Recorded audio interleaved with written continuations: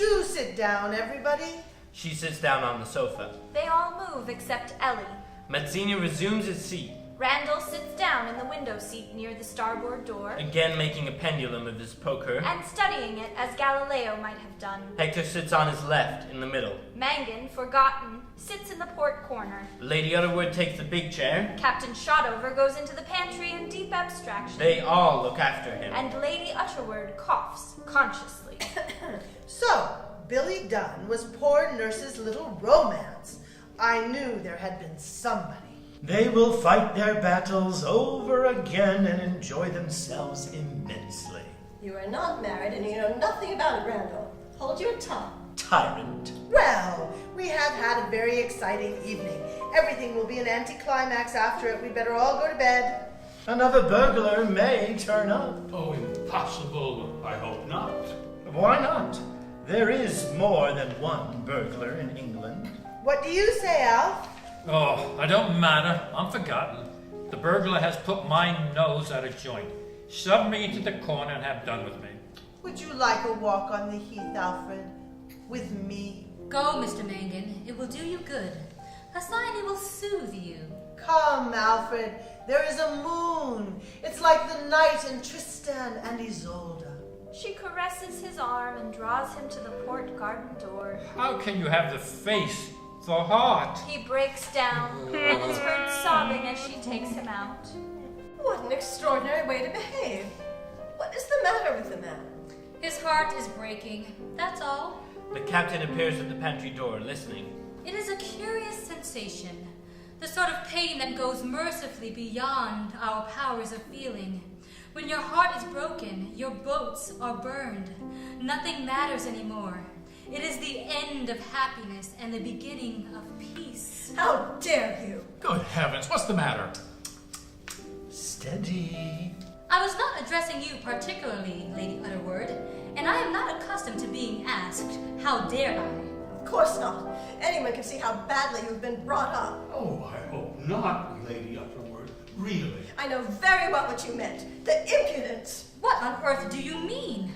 She means that her heart will not break. She has been longing all her life for someone to break it. At last, she has become afraid she has none to break. Papa, don't say you think I've no heart.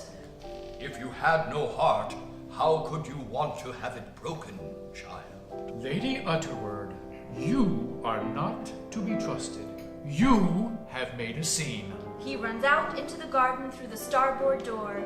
Oh, Hector. Hector. She runs out after him. Only nerves, I assure you. He rises and follows her. Waving the poker in his agitation. Ariadne! Ariadne! For God's sake, be careful! You will... He is gone. How distressing. Can I do anything, I wonder? Captain Shotover sets to work at the drawing board. No. Go to bed. Good night. Oh, perhaps you are right. Good night, dearest. She kisses him, Good night, love. Mazzini Dunn makes for the door. but turns aside to the bookshelves, I'll just take a book. He takes one. Good night. He goes out. leaving Ellie alone with the captain. The captain is intent on his drawing. Ellie, standing sentry over his chair, contemplates him for a moment. Does nothing ever disturb you, Captain Shotover? I've stood on the bridge for 18 hours in a typhoon. Life here is stormier, but I can stand it. Do you think I ought to marry Mr. Mangan?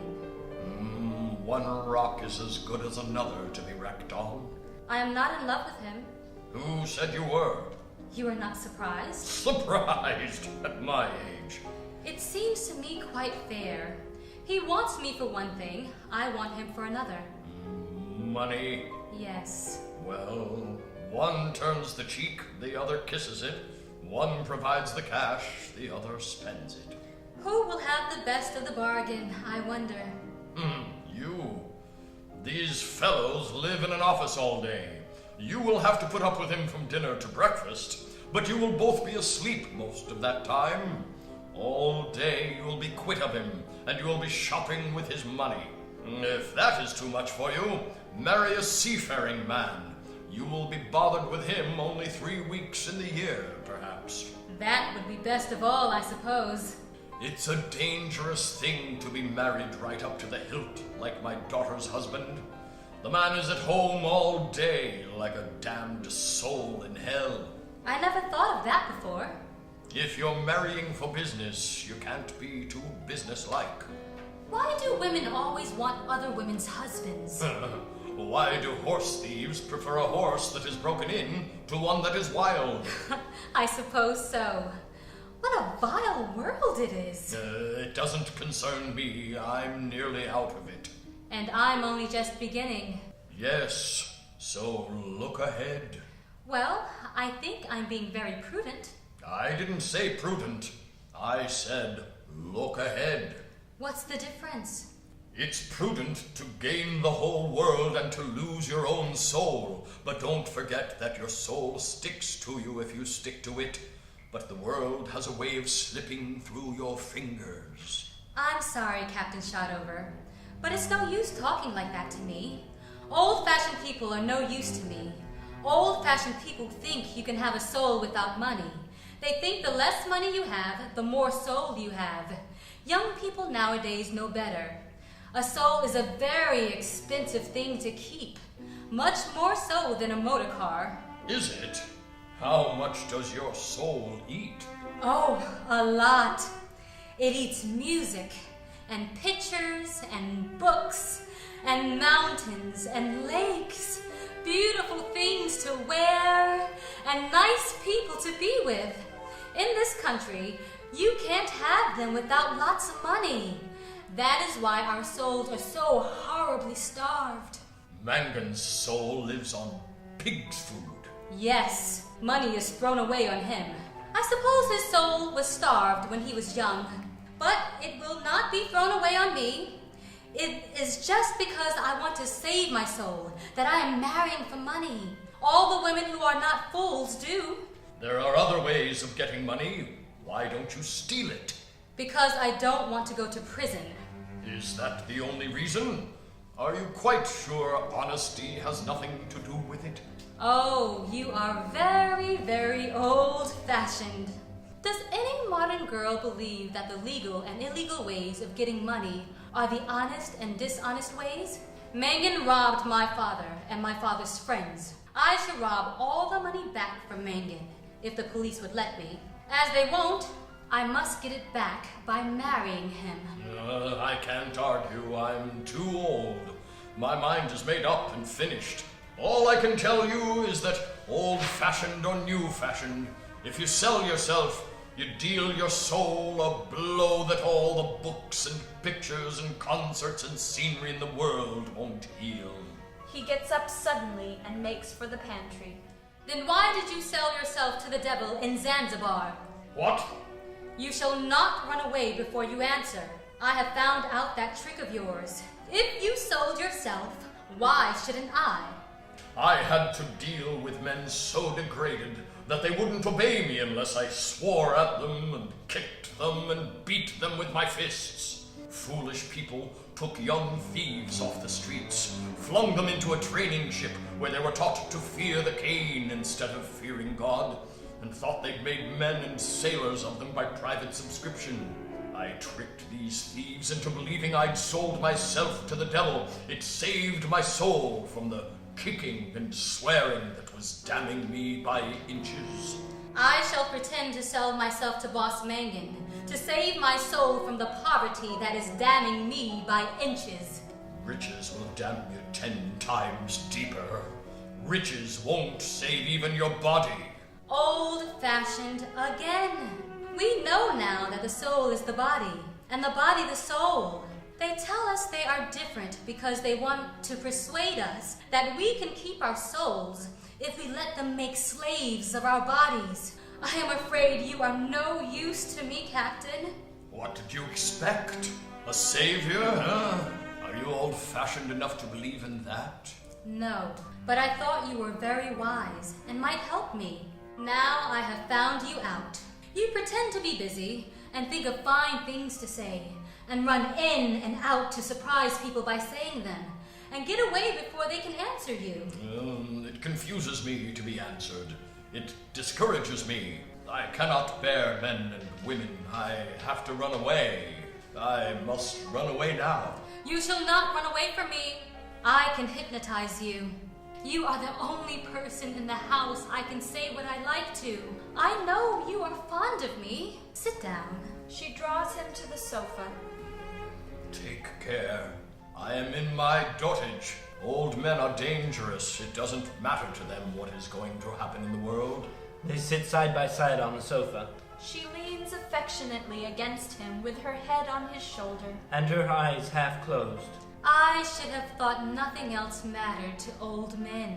They can't be very interested in what is going to happen to themselves. A man's interest in the world is only the overflow from his interest in himself. When you are a child, your vessel is not yet full, so you care for nothing but your own affairs. When you grow up, your vessel overflows, and you are a politician, a philosopher, or an explorer and an adventurer. In old age, the vessel dries up. There is no overflow. You are a child again. I can give you the memories of my ancient wisdom, mere scraps and leavings, but I no longer really care for anything but my own little wants and hobbies. I sit here working out my old ideas as a means of destroying my fellow creatures. I see my daughters and their men living foolish lives of romance and sentiment and snobbery. I see you, the younger generation, turning from their romance and sentiment and snobbery to money and comfort and hard common sense. I was 10 times happier on the bridge in the typhoon, or frozen into Arctic ice for months in darkness, than you or they have ever been. You are looking for a rich husband. At your age, I looked for hardship, danger, horror, and death, that I might feel the life in me more intensely. I did not let the fear of death govern my life, and my reward was I had my life. You are going to let the fear of poverty govern your life, and your reward will be that you will eat, but you will not live. But what can I do? I am not a sea captain.